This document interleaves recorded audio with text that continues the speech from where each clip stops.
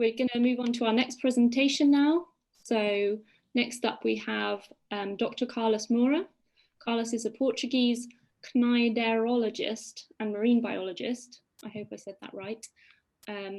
Carlos has specialized in the taxonomy, molecular systematics and biogeography of shallow and deep water hydrozoans worldwide. He's examined many museum collections and sampled hydroids in varied oceanic areas. So today he's going to introduce us to marine hydroids from the Seychelles and the Comoros. Okay. So hello everyone, let me share my screen. I don't know why my camera is not working, but you can see the talk, right? Yes, I can see that. Okay, so I'm coming from Carlos Moura from the University of the Azores. Hello everyone. So this talk I have the co-authors Paris and Lucy from the University of Oxford and Necton, as well as Aisha from the Wild Oceans from South Africa. I will talk about the marine hydroids, and in particular the ones that were collected and seen in videos in the Seychelles and in the Comoros. So briefly, a brief introduction to hydrozoans. So they belong, also called hydroids, they belong to the class Hydrozoa. Most of those, they have a polyp phase. Some still have the medusa stage. These hydrozoans, they belong to the superclass Medusozoa. That also includes the jellyfish, the big jellies. Then it's sister to a small clade of parasitic cnidarians that live mainly on the guts of fish. And then these are sister to the onthozoans that contains the corals. So hydroids, they occur worldwide from shallow to deep waters. They are usual components, especially of rocky substrates, but they also thrive in sandy bottoms. They can form like large aggregations of colonies that sustain high biomass, like, you know, the nudibranchs, they feed on the hydroids. And they also, because they develop a skeleton mostly of chitin, there's usually a lot of crustaceans, polychaetes, foraminifera that live associated with these hydroids. Usually the hydroids, they grow on rocks, but they have the ability to grow on almost every kind of hard substrate in the oceans.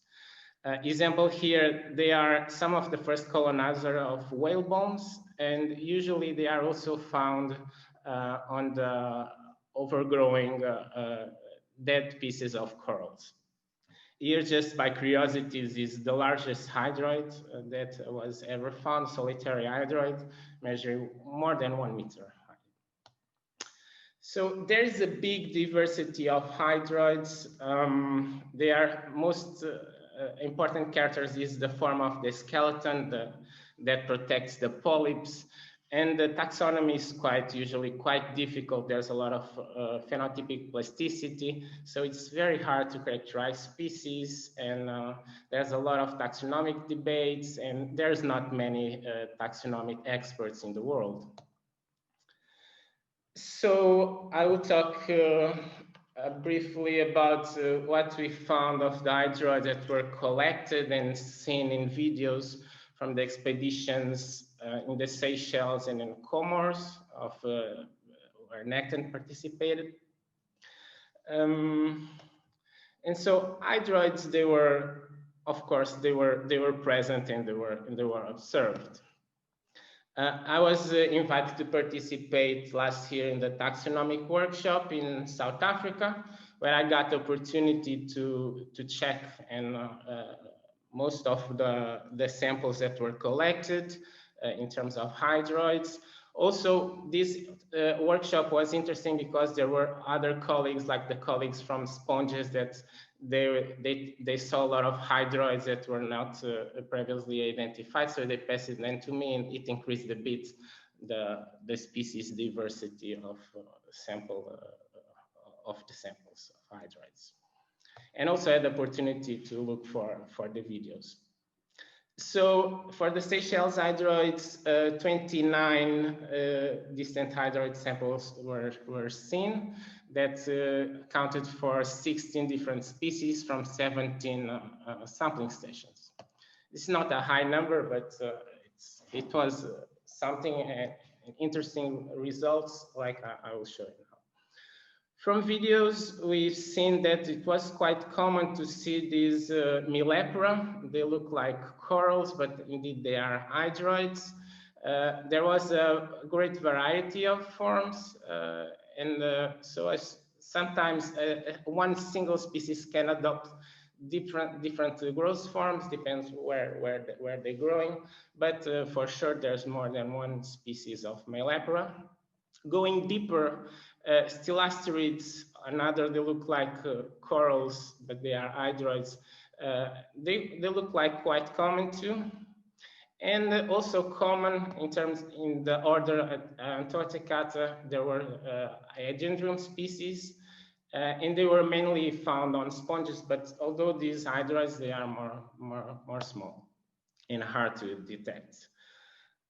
Now the hydroids from the order Leptotecata, these are 4 species from 3 different families. Usually they are small, tiny hydroids, but they were found. And these represent actually 4 new records, not new species, new records for the Seychelles. Other 3 families that were detected, this Tyroschifus here, they were quite common too. I also seen these on the videos, and then these 3 species, these last two, they live on the top of other animals, usually hydroids, and they are very small.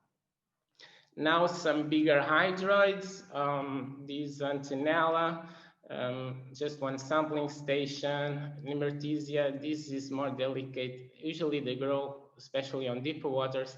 And these last three species, they develop bigger colonies. They are the glophinids, and they branch, and but still they were not.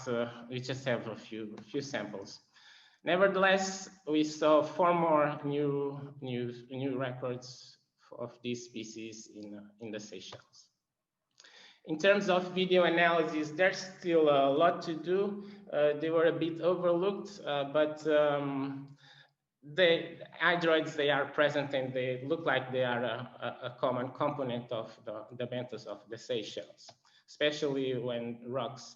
And we can see them better when there's some contrast in these images, but it's clear this aggregation of hydroids here. Also here, they are also hidden in the rocks, but you can see them, some small bushes here. So they look like they are an important component here also in the Seychelles. A few more examples, as you can see, like here, big bush here. Here, some branching colonies a bit higher, but they are hard to tell in these videos. And also they are, because the images were a bit far, they are actually hard to identify, even at the family level. This is the checklist of species known from the hydroids from the Seychelles. As you can see, these are the mainly four papers that reported these hydroids. So, and they are quite old. So it looks, and the species diversity doesn't reach 75 species. So, and as I told you, we got 8 new species records. So it looks like the species list from Seychelles should be much higher. Just a brief look at the hydroids from the Comoros that were detected in videos. Actually, these images are a bit more clear, and I was able to identify at the family level, at least, sometimes genus. You can see here these Stillasterids, they look also quite common in the Comoros, like in Seychelles. And in here you can see also big tufts of colonies of hydroids, as well as here. Even these, it was interesting to see these images because these are very tiny, small hydroids, and actually they are easily detected in these images. And we see here some nice plumes here. These easy to identify to genus level. So it looks like the Hydroids from the Comoros, looks like the diversity is higher and abundance too. Perhaps it's a more productive system rather than in the Seychelles. Seychelles could be also more isolated. But nevertheless, I guess we still need much more samples from the to do some more work in the Seychelles to understand more about the biodiversity and abundance of these hydroids and their ecological importance, of course. So this taxonomic account only represented a small fraction of the local hydroid diversity and abundance. We got 8 new records for the Seychelles. We've seen distant hydroid gardens in either in the Comoros and Seychelles. So hydroids, they are important component of these benthic habitats. There's more study that needs to be done. And of course, it would be nice to, to have a specialist in hydroids in some other field work, so it'd be easier also to sort immediately the samples. And also I did also some work of isolated some genetic samples, so I will do also some DNA barcoding and study a bit more the phylogeography, understand relationships with hydroids from other parts of Indian Ocean. So there's still more work to do, and just like to acknowledge your attention. Thanks. You guys there? Thank you very much, Carlos. That was really interesting. And again, loads of nice pictures for us to see. I'll just have a look to see if there's some questions coming in. And if you could unshare your screen. Perfect. Okay. So I was just wondering, I recognize a lot of the hydroids seen from coral reefs around Seychelles, and obviously a healthy reef has a lot of hydroids on it. How do you think that hydroids are going to fare with changing climate conditions in the marine ecosystem? Sure. Especially because hydroids, they are important competitors in terms of colonization of benthic environments. Yeah. So especially I think they can take place of the more of the species that cannot resist that well to climate change. So I guess hydroids can take advantage of this climate changing that we are facing now. Okay, so they might do quite well in the near future. Yeah, I mean, at least some species, of course. Okay, great. We've got another question. There's someone that's working on mesophotic reefs of Chagos and trying to ID benthos via images. Would you by any chance have a sort of catalogue to help me identify them? So I imagine it was with videos,